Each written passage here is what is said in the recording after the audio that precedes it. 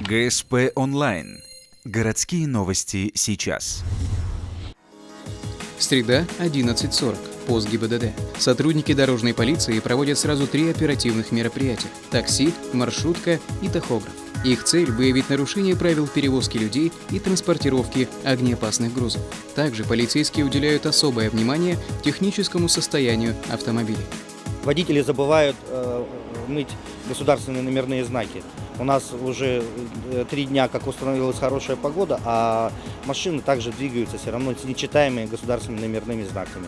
То есть это одно из нарушений, которое тоже можно выявить и касаемо всех водителей, в частности и такси, и маршрутных автобусов. За время проведения операции удалось выявить лишь одно нарушение. Водитель, перевозящий огнеопасный груз, имел при себе нерабочий тахограф. Выяснилось, что личная карточка водителя, регистрирующая скорость движения автомобиля в пути, а также режим работы и отдыха водителя, была не подключена.